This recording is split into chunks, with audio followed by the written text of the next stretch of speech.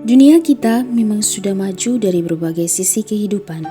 Teknologi yang pesat, penemuan di bidang ilmu pengetahuan, komunikasi serba digital, dan lain sebagainya.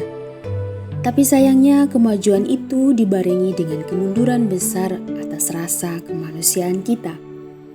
Realitanya masih begitu banyak tindak perdagangan orang yang semakin hari semakin menggurita, bahkan menciptakan jalinan rantai yang susah diputuskan.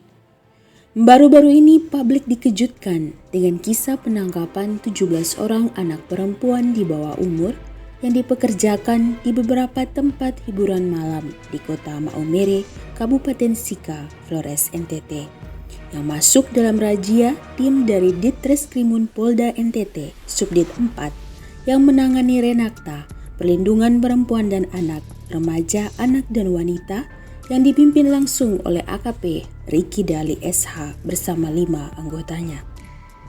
Kapolda NTT lalu menitipkan ke-17 anak ini, yakni DL 17 tahun, RP 14 tahun, SM 18 tahun, SG 16 tahun, RS 18 tahun, CN 15 tahun, AW 16 tahun, DWM 17 tahun, SW 14 tahun, DA 16 tahun, KS 17 tahun, SR 16 tahun, dan NN 15 tahun, RAM 16 tahun, LS 17 tahun, SMA 17 tahun, dan DSH 17 tahun, ke Shelter Santa Monica yang diasuh oleh tim relawan untuk kemanusiaan atau TRUK yang berlokasi di Kompleks Biara SSPS Maumere. Lantas, bagaimana kronologi peristiwa tersebut? Mari kita saksikan cuplikan wawancara kami dengan Suster Eustachianata SSPS selaku Koordinator TRUK dan Suster Francisca Immaculata SSPS sebagai salah satu staf TRUK. Yang menelpon saya waktu itu dari Mensos, yaitu bagian Napi Trans, yang meminta bantuan karena pemerintah tidak ada tempat titipan, maka mereka minta dititipkan di sini.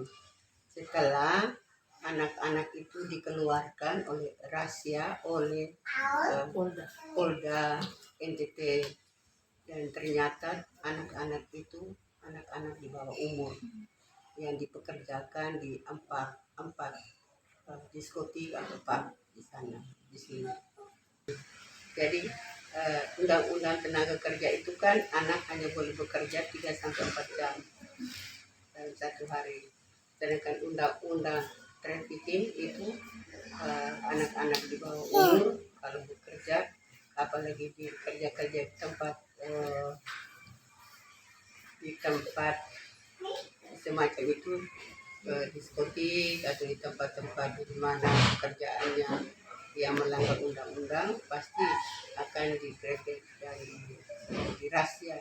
Dan ternyata setelah mereka membuat penyelidikan dan Polda, ternyata yang bekerja di situ tempat hiburan itu banyak anak di bawah umur, sehingga anak-anak yang di bawah umur kan itu dikeluarkan dari tempat itu dan dilindungi oleh polisi dan dibawa ke sini. Menurut keterangan yang diberikan oleh Suster Eustache SSPS dan Suster Francisca Immaculata SSPS, ke-17 anak ini direkrut oleh teman mereka dan semua biaya perjalanan mereka ditanggung oleh pemilik tempat hiburan. Mereka bekerja menemani tamu minum, menyanyi dan menari dengan durasi kerja dimulai pukul 8 malam hingga 2 dini hari. Rata-rata mereka telah bekerja 1-9 bulan. Peristiwa ini menjadi pukulan sekaligus tantangan bagi Kabupaten Sika yang dijuluki sebagai kota ramah anak. Lantas bagaimana pemerintah menunjukkan tanggung jawab dan perhatiannya akan peristiwa ini?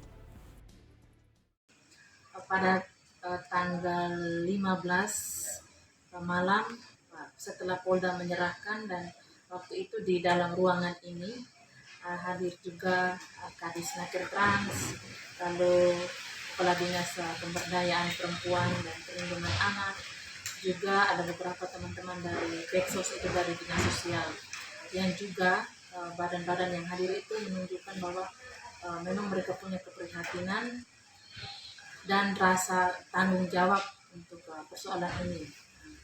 Lalu keesokannya pada tanggal 16 Juni itu sore hari sekitar jam 5 sore itu bupatinya datang dan diterima oleh Bang Esto dan juga sejumlah staf atau pegawai dari pemerintah Kabupaten Sika itu sudah ada di sini.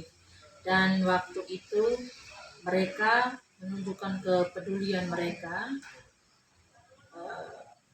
Hampir setiap hari ada Peksos, teman-teman dari Dinsos pekerja sosial itu selalu ada di sini, dan juga beberapa teman-teman dari pemberdayaan perempuan.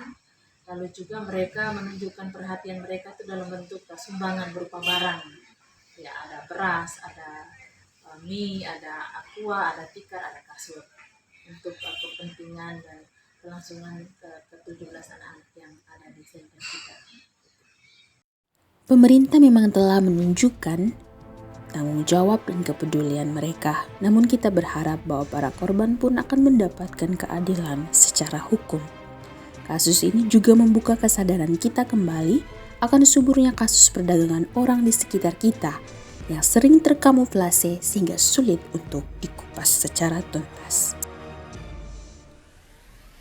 Kasus ke-17 anak ini termasuk tindak pidana eksploitasi ekonomi terhadap anak yang melanggar ketentuan Undang-Undang Tindak Pidana Perdagangan Orang. Kasus ini juga mengajak kita semua untuk lebih peka lagi mengenali tindakan human trafficking di sekitar kita dan berani untuk melawannya. Lantas, sebagai religious missionaries, bagaimana keberpihakan para suster SSPS yang berkomitmen menjadi perempuan profetis pembela kaum miskin dan tertindas pada para korban dalam kasus ini? Nantikan dalam video edisi selanjutnya.